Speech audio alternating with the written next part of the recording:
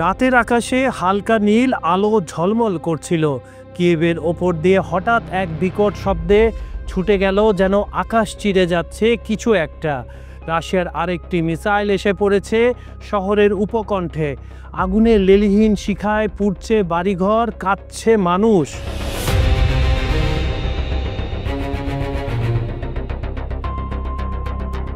আর ঠিক সেই মুহূর্তেই ওয়াশিংটনের হোয়াইট হাউসের অন্ধকার ঘরে বসে মার্কিন প্রেসিডেন্টের কণ্ঠে ভেসে এলো, enough is enough, Russia must stop or we will unleash something Moscow never imagine. ঘর নিস্তব্ধ। তারপর কয়েক ঘন্টার মধ্যেই খবরটি সারা বিশ্বে ছড়িয়ে পড়ল, ইউক্রেনকে ভয়ানক অস্ত্র দিচ্ছে যুক্তরাষ্ট্র। একটি বাক্য যা হয়তো পৃথিবীর ইতিহাস পাল্টে দিতে চলেছে।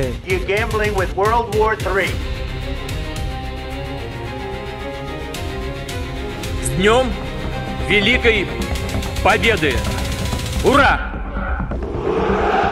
রাশিয়া ইউক্রেন যুদ্ধ যেন থামার নাম নিচ্ছে না। 3 বছর পেরিয়ে গেল, যুদ্ধের আগুন ক্রমেই ছড়িয়ে পড়ছে নতুন নতুন দিগন্তে। ভয়াবহ এই ঘোষণায় পুতিন কি ভয় পাচ্ছেন, নাকি তিনি গর্জন দিয়ে সামনের দিকে সিংহের মতো এগিয়ে যাবেন? এই নিয়ে আজকের আমাদের বিহাইন্ড দ্য সিন অনুষ্ঠানটি। আশা করি সঙ্গে থাকবেন আপনারা।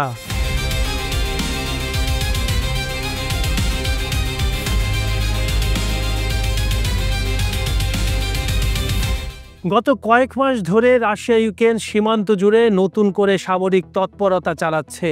খার্কিভ, কিয়েভ, ওডেসা একের পর এক শহর রাশিয়ার মিসাইল ড্রোন হামলায় বিধ্বস্ত হয়ে যাচ্ছে। মস্কোর বক্তব্য, তারা বিশেষ সামরিক অভিযান চালাচ্ছে ইউক্রেনের নব্যনাশী শাসন ব্যবস্থা উৎখাতের জন্য। কিন্তু ওয়াশিংটনের কাছে এটি নিছক আগ্রাসন। সেই কারণে প্রেসিডেন্ট ডোনাল্ড ট্রাম্প স্পষ্ট হুঁশিয়ারি দিয়েছেন, যদি রাশিয়া হামলা বন্ধ না করে ইউক্রেনকে আমরা এমন অস্ত্র দেব যা মস্কো কখনো কল্পনা করতে পারবে না।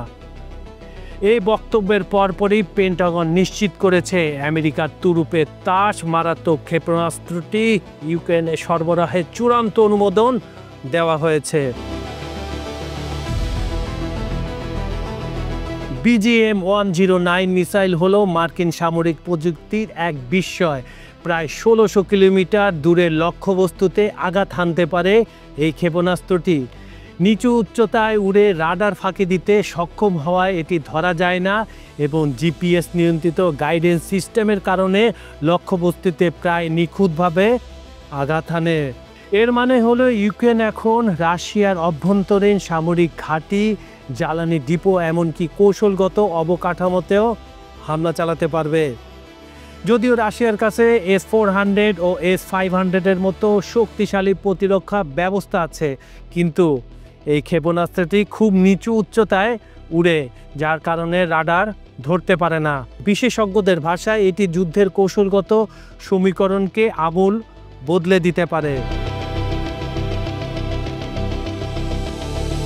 মস্কো ইতিমধ্যে কঠোর ভাষায় প্রতিক্রিয়া জানিয়ে বলেছে, ইউক্রেন যদি রুশ মাটিতে মার্কিন তৈরি অস্ত্র ব্যবহার করে তবে আমরা সমপরিমাণ প্রতিক্রিয়া দেখাবো। এটি যুক্তরাষ্ট্রের সরাসরি যুদ্ধে জড়িয়ে পড়ার ইঙ্গিত। রুশ সামরিক বিশেষজ্ঞরা বলছেন, রাশিয়া হয়তো এমন পারমাণবিক প্রতিরোধ ক্ষমতা বাড়াবে এবং পশ্চিমা সাপ্লাই রুটে সাইবার হামলা বা প্রতিরোধমূলক অভিযান চালাতে পারে। পুতিন জানে তার হাতে অনেক তুরুপের তাস আছে। রাশিয়া ইতিমধ্যে ইলেকট্রনিক জ্যামিং ও ড্রোন ইন্টারসেপ্ট প্রযুক্তি উন্নত করেছে। রাশিয়া নিজেও ক্যালিবার ও KH-101 ক্রুজ মিসাইল তৈরি করেছে, যেগুলো পাল্লা প্রায় একই সমান। এবং সবচেয়ে বড় কথা, রাশিয়ার পরমাণু প্রতিরোধ ক্ষমতা পশ্চিমা শক্তিকে সীমা অতিক্রম করতে কখনোই দেয় না। এই ঘটনাকে কেন্দ্র করে আন্তর্জাতিক অঙ্গন আবারও দুইটি মেরুতে বিভক্ত হয়েছে। ন্যাটো ও পশ্চিমা বিশ্ব ইউক্রেনের আত্মরক্ষার অধিকার আছে বলে বারবার যুক্তি দিচ্ছে। NATO secretary general gents Stoltenberg বলেছেন, রাশিয়া যদি যুদ্ধ না ছড়াতো তাহলে এমন সিদ্ধান্তের প্রয়োজন হতো না। পক্ষান্তরে চীন ও ইরান কি বলছে? যুদ্ধের এই নতুন ধাপ নিয়ে উদ্বেগ প্রকাশ করেছে উভয় দেশই।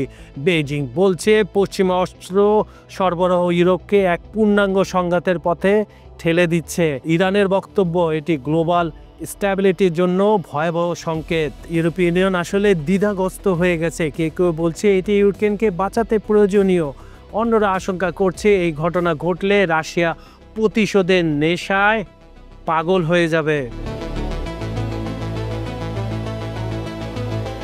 যুক্তরাষ্ট্রের এই সিদ্ধান্তকে অনেকে বলছেন একটি নতুন কোল্ড ওয়ারের সূচনা। এখানে শুধু ট্যাঙ্ক বা ক্ষেপণাস্ত্র নয়, বরং প্রযুক্তি, তথ্যযুদ্ধ ও কূটনৈতিক প্রভাব বিস্তারের সুযোগ রয়েছে। যুক্তরাষ্ট্রের লক্ষ্য একেবারেই স্পষ্ট, রাশিয়ার সামরিক ও অর্থনৈতিক শক্তিকে দীর্ঘমেয়াদী দুর্বল করা, যাতে ইউরোপে তাদের প্রভাব কমে যায়। অন্যদিকে রাশিয়ার কৌশল হলো ইউক্রেনকে এমনভাবে ধ্বংস করা যাতে ভবিষ্যতে পশ্চিমাপন্থী কোনো সরকার তাদের সীমান্তে টিকে না থাকে। এভাবে দুই পরাশক্তির সংঘাতে ইউক্রেন এখন এক গিনিপিগ যুদ্ধক্ষেত্র, যেখানে প্রতিটি নতুন অস্ত্র, কৌশল ও বন্ধুত্বর পরীক্ষা চলছে বাস্তব সময়ে। বিশেষজ্ঞদের মধ্যে BGM-109 মিসাইল ইউক্রেনের হাতে গেলে যুদ্ধের পরিসর আরও বিস্তৃত হবে। রাশিয়া হয়তো প্রতিশোধে পারমাণবিক হুমকি বাড়াবে না, ক্যালিনিনগ্রাদ অঞ্চলে নতুন অস্ত্র মোতায়েন করবে। ন্যাটো বাধ্য হতে পারে সীমান্তে আরও সেনা পাঠাতে। এতে বিশ্ব অর্থনীতি ও জ্বালানি বাজারে আরও বড় ধাক্কা লাগবে। তেল ও গ্যাসের দাম আরও বাড়তে পারে, ইউরোপে জ্বালানি সংকট ফিরে আসতে পারে, এমনকি আন্তর্জাতিক খাদ্য সরবরাহ বিপর্যস্ত হতে পারে। যুদ্ধের এই নতুন অধ্যায়ে একদিকে মার্কিন সামরিক শক্তি, অন্যদিকে রুশ প্রতিশোধের আগুন, আর মাঝখানে পিষ্ট হচ্ছে লাখ লাখ ইউক্রেন ও রাশিয়ার নাগরিক, তাদের ঘর, জীবন ও ভবিষ্যৎ। এই মিসাইল হয়তো ইউক্রেনকে সামরিক শক্তি দেবে, কিন্তু বিশ্ব শান্তির পথে এটি ফেলবে এক ভয়াবহ ছায়া। শেষ পর্যন্ত প্রশ্নটা থেকেই যায়, কে জয়ী হবে, অস্ত্র না মানবতা? সুপ্রিয় দর্শক, খবর সংযোগের বিহাইন্ড দ্য সিন অনুষ্ঠানটি আপনাদের কেমন লাগছে আমাদের কমেন্টে জানাবেন। আমাদের ভিডিওগুলো লাইক, কমেন্ট ও শেয়ার করবেন। আমাদের চ্যানেলটি সাবস্ক্রাইব করে রাখুন। আজ এখানেই বিদায় নিচ্ছি। আপনাদের সঙ্গে ছিলাম আমি কাজল হায়দার। আগামীকাল আবার দেখা হবে একই সময়ে একই চ্যানেলে। ধন্যবাদ সবাইকে।